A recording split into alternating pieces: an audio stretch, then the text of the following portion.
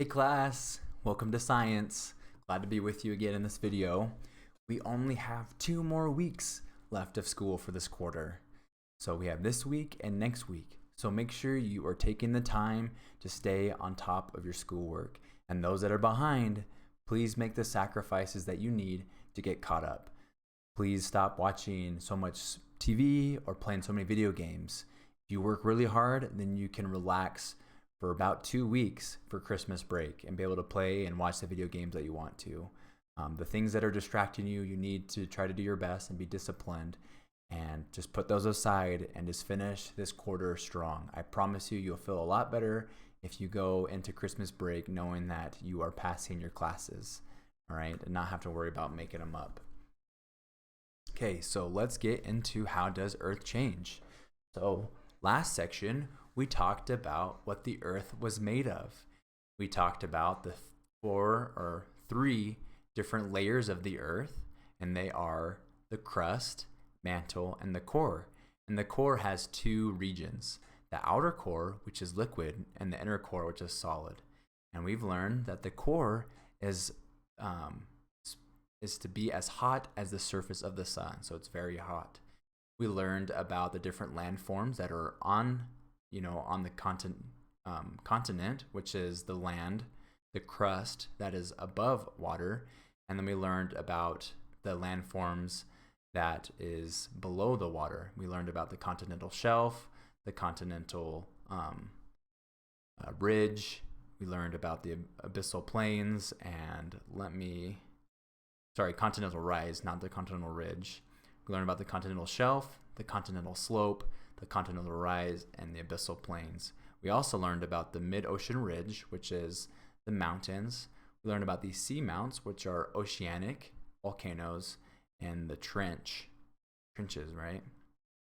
Okay, so now, as a little refresher, that's what that was. Let's get into our next section, which is how does Earth change? So first, let's make a connection together. So follow along and read with me. The summit of Mount Everest is the highest point on Earth's surface. Mount Everest is in the Himalayas, a group of mountains that stretches across 6 countries in Asia. How do you think these mountains formed? What do you think? Do you think a bunch of weathering and erosion brought all these rocks and sediment and it kept forming? Do you think there was a volcano that was erupting and land was forming from its, dried volcanic lava? What do you think? Well, I'm grateful that some of you guys are trying and saying things out loud. I wish I could hear your thoughts, and maybe some of you guys are even right, which I bet some of you are. Well, let's learn how these big mountains and other landforms were formed. All right, Earth's plates. Okay, so follow along with me. In the previous section, you read about the mid-ocean ridge and about trenches. These and many other landforms, both underwater and on the land, are the result of plate movements. And here's your next vocabulary word. A plate is a thick slab of Earth's crust and part of the upper mantle. Earth has about 14 major plates and a number of smaller plates. Many plates include both continental crust and ocean crust. Recall that some of the rock in the mantle flows extremely slowly. Earth's plates move slowly in response to the flow of rock in the mantle beneath them. Some plates travel only about 2.5 centimeters, or about 1 inch per year, while others travel as much as 15 centimeters or 6 inches per year. Now, that doesn't seem like a lot, but over time, that definitely covers a lot. So think about those that are 9 or 10 years old. Some of those plates traveled 9 times 6, which is 54 or 60 inches per year, which 60 divided by 12 is 5 feet. So by the time you guys have been alive, some of these plates have traveled over 5 feet, and that maybe caused some landforms to form. What do you think? Movements of Earth's plates constantly change the land. Some of these changes caused by plate movements occur very slowly, while other changes take place very quickly. These changes to Earth's crust are often caused by events that occur where two plates meet. The areas where plates meet are called plate boundaries. Plate boundaries are classified according to how the plates are moving when they meet. Plates may move toward each other, move apart in opposite directions, or slide past each other. Okay, so let's pause and look at this awesome map and diagram. The outer portion of Earth consists of a moving section called plates. Plates are composed of crust and some upper mantle rock. Plate movements occur slowly and causes change to the land. So we can see these different colors and see that each color is labeled for a specific plate. We have our North American plate, which we live on.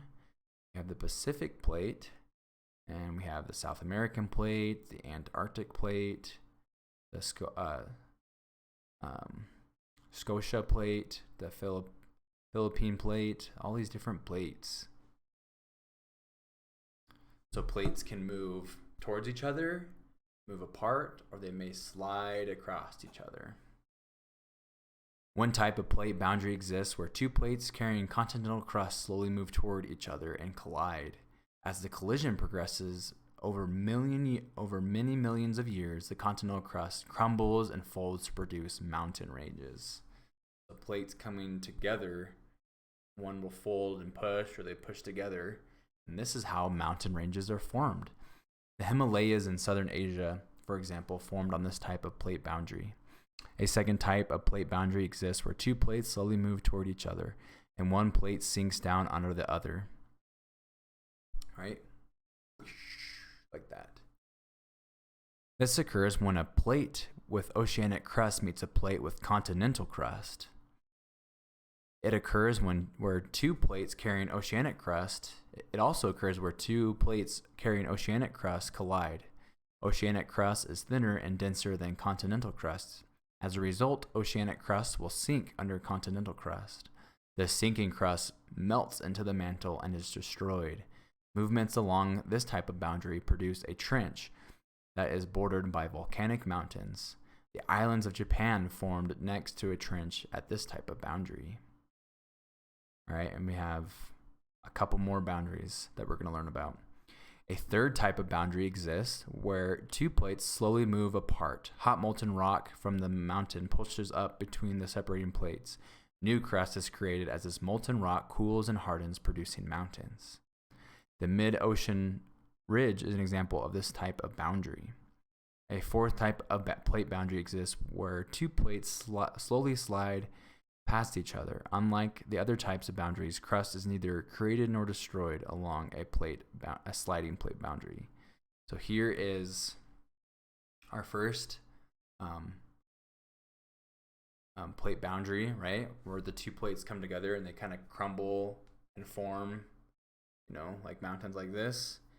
We have an oceanic crust and a continental crust come together, and since the oceanic crust is denser, it goes beneath and the continental crust comes up. We have crust that pulls apart and molten lava comes up and it cools and hardens, like the mid-oceanic range in the ocean. And then we have two plates that will sometimes slide against each other. Okay, so your first checkpoint, which remember you have checkpoints, apply science, and the whole book has a vocabulary. Those are your assignments for this for Inside Earth. So describe what a plate is and provide two examples of what can occur where two plates meet. So here are 4 examples. You need to choose 2 of them to answer that checkpoint. All right, so let's read these captions to give us some more examples of these plate boundaries. So the Appalachians are folded mountains along the eastern edge of the United States and Canada. These mountains formed when plates slowly collided, causing the crust to crumble and fold. Okay, so something like that, right? Mount St. Helens in the state of Washington is a volcanic mountain that is part of the Cascade Range. It formed when plates slowly collided and one plate sank under the other, right? That's how that one formed. Okay, we're going to learn a little bit more about how mountains are formed in our next section right here. Mountains are located on each of Earth's continents. A group of mountains is known as a mountain range. The Adirondacks and Appalachians are mountain ranges found in the eastern part of North America. The Rockies and the Cascades are mountain ranges that stretch along the western part of North America. Mountains form in several different ways. You may have noticed as you read page 11 that plates movements often cause mountains to form. For example, folded mountains form where plates carrying continental crust slowly collide, causing the crust to crumble, fold, and lift up. The Appalachians in North America, the Alps in Europe, and the Himalayas in Asia are examples of folded mountains. Volcanic mountains can form where plates collide and one plate sinks down under the other, or they can occur where two plates move apart. In both of these cases, molten rock travels up to the Earth's surface, cools, hardens, and builds up over time. The Cascades, which include Mount Rainier and Mount St. Helens in the state of Washington, are volcanic mountains, located where one plate is sinking under the other. The mid-ocean ridge is a volcanic range located where two plates are moving apart. So we'll read more about volcanic mountains and how they are formed on pages 18 and 20. Fault block mountains form where huge blocks of Earth's crust move up or down along a fault. Okay, and here's our next vocabulary word. A fault is a break in the crust. Faults are often located at or near plate boundaries, but faults also can be found elsewhere on a plate. The Grand Tetons in Wyoming, which are part of the Rocky Mountains, are an example of fault block mountains. Here's a picture of the Grand Tetons. The Grand Tetons formed as large pieces of crust moved up or down along a fault. Dome mountains usually form far away from plate boundaries. A dome mountain is created when molten rock inside Earth pushes up through the crust above it over time. The molten rock hardened without ever reaching Earth's surface. The result is a rounded or domed landform. The Black Hills in South Dakota and the Adirondacks in the state of New York are examples of dome mountains. Erosional mountains from when wind, water, or ice erode or carry away softer rocks. The harder rocks left behind form mountain peaks. The Catskill Mountains in the state of New York are examples of erosional mountains. So the Black Hills in South Dakota are dome mountains right here. And here's a picture of the Catskill Mountains in the state of New York are erosional mountains.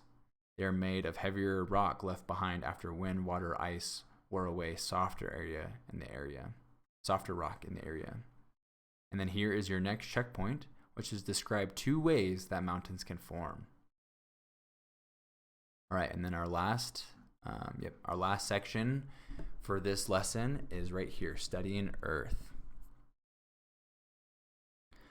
Scientists called geologists study Earth and how it has changed and keeps changing over time. So what kind of scientists study geologists? Sorry. Let's give the answer. What kind of scientists study Earth? Geologists. That's right. So these scientists study Earth, and determining the ages of rocks provide geologists with clues about Earth's past. Some rocks form in layers, with newer rock forming on top of older rock. Knowing this helps geologists determine the age of one rock compared with another.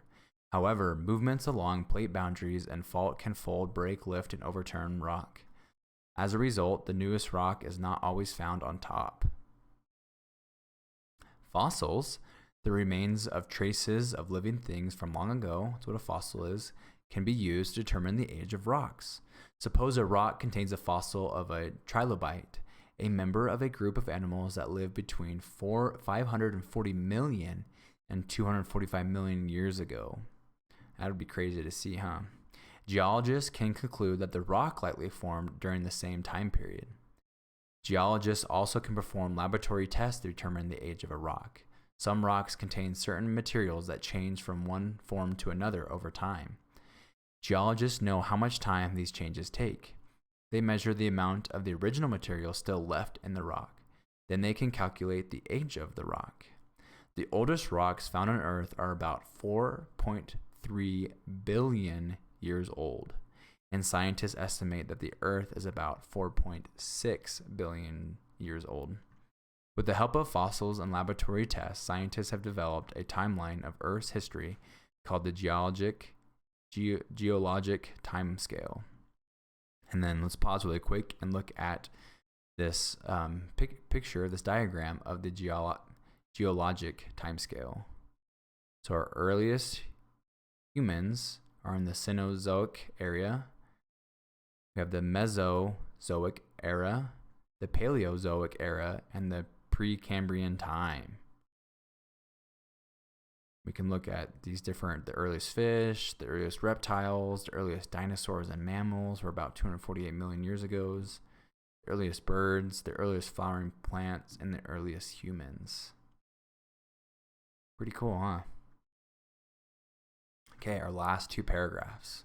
So in 1915, German scientist Alfred Wegener proposed a theory about Earth's continents. He observed that two of the continents, South America and Africa, seemed to fit together like puzzle pieces. Wegener also recognized that the types of rocks along the east coast of South America matched those along the west coast of Africa. Finally, Wegener observed that the types of fossils had been discovered in the rocks of both continents. Based on these clues, Wegener theorized